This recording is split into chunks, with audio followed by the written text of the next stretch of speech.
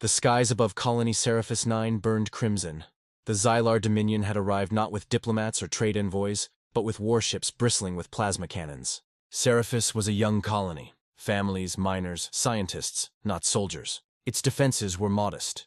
A shield grid, a handful of frigates, little more than ceremonial against the Dominion's battle fleet. The aliens didn't even hail.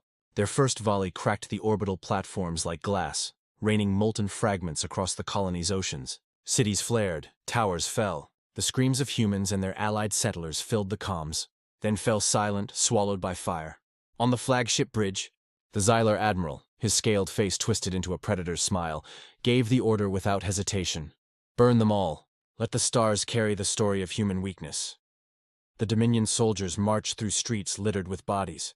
They dragged survivors into public squares, forced them to kneel, then executed them beneath banners of conquest. They mocked the cries, broadcast the killings across subspace, a theater of dominance. Humanity, they declared, was not fit for the frontier.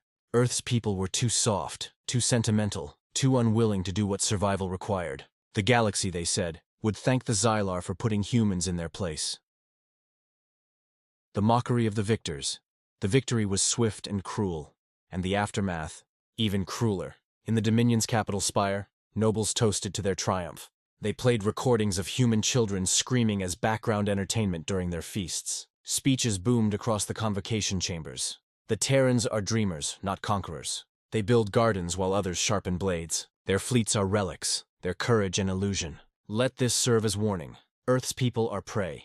Across the Empire, propaganda spread like wildfire. Hollow posters depicted human envoys kneeling before alien thrones. In the council halls of other galactic powers, ambassadors whispered in satisfaction, some in relief. Humanity's rapid rise had worried them.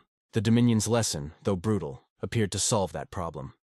The galaxy's predators nodded. Perhaps humans were nothing more than a clever, curious species destined to remain a minor voice among empires. What no one realized, not the Xylar, not their allies, not the other smug civilizations who laughed at the spectacle, was that Earth had already heard their boasting, and Earth was listening in silence. Poor silence before the storm weeks passed. No retaliation came. No Terran fleets arrived. No burning words filled the commnet. No assassins struck Dominion leaders. Earth issued only one statement, terse and almost pitifully small. Colony Seraphis 9 has fallen. We mourn. We will not forget. The galaxy interpreted that as surrender. Xylar officials laughed openly in their councils. Other empires muttered about human restraint, mistaking it for fear. The Dominion pushed further, annexing neighboring systems, confident humanity would fold if pressed. But in the quiet corners of human space, shipyards went dark.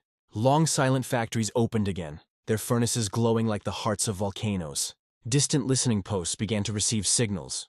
Coded bursts, echoes of commands long dormant. Whispers spread among human officers and engineers. The forgotten fleet has been recalled. The rest of the galaxy had no idea what that meant. Humanity had fought wars before, but none alive remembered the exile fleets. Armadas of experimental warships sealed away in deep voids centuries ago, deemed too dangerous, too consuming for an age that craved peace. They were the ships that had nearly torn the old Terran Union apart, locked away like cursed relics. Now, one by one, they awakened. 4. The sky trembled with steel. It began with shadows across distant suns. Merchant convoys stumbled upon fleets where no fleets should be. Vessels larger than mountains, their hulls black as void, their weapons arrays glittering like constellations. These were not the sleek exploration ships the galaxy knew humanity for. These were dread machines, angular, brutal, bristling with weapons long thought to exist only in human myths. They carried names etched in steel and blood. Vengeance-class Titan, Nemesis Carrier, Oblivion Dreadnought. They moved with silence, broadcasting no signals except one, repeated across all frequencies in a monotone voice. Terran vessels. Retribution order active. Stand clear. Alien scouts tried to shadow them. None returned. When the first of these ships entered Dominion space, the stars themselves seemed to shiver. Entire sectors blinked offline as the forgotten ships disabled comm relays, severing the Dominion's networks in minutes. And then came the first battle. The Nightmares unleashed.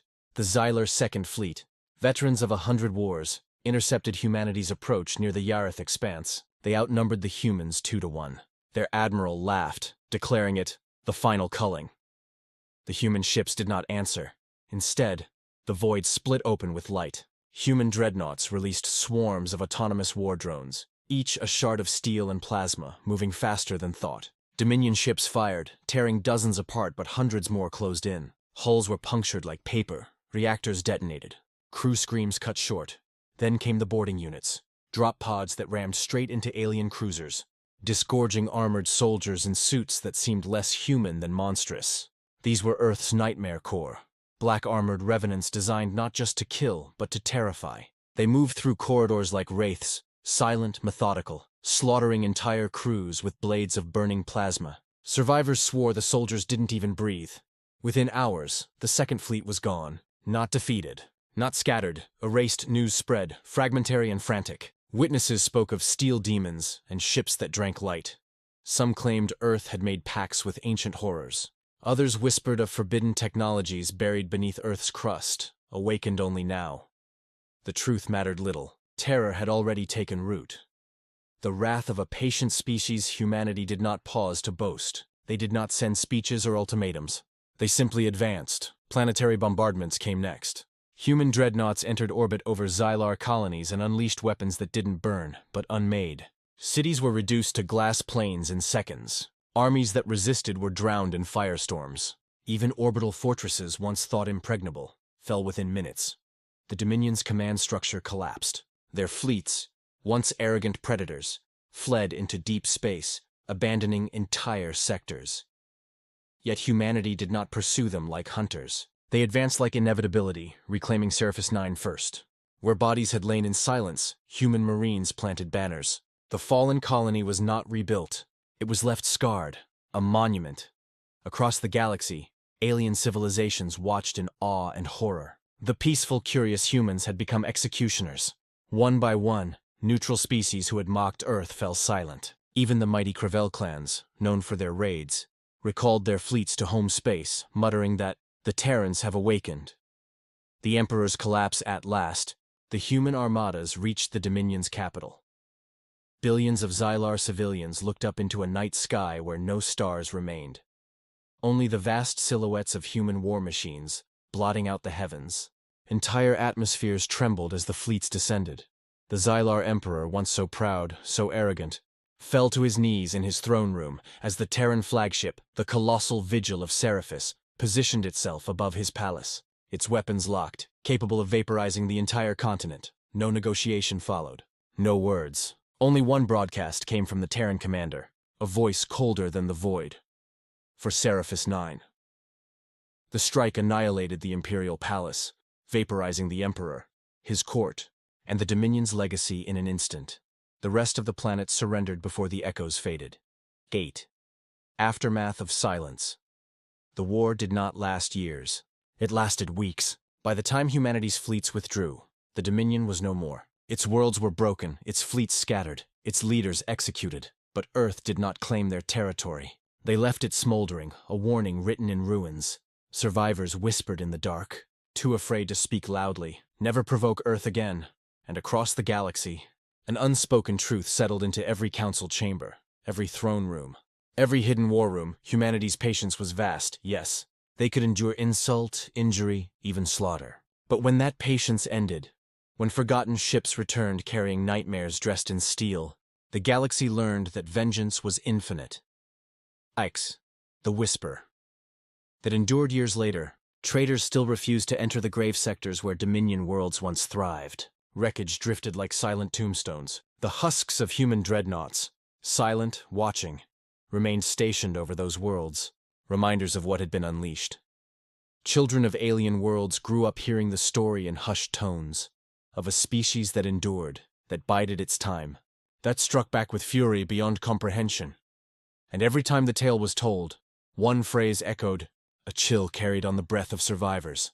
Forgotten human ships returned, carrying nightmares dressed in steel.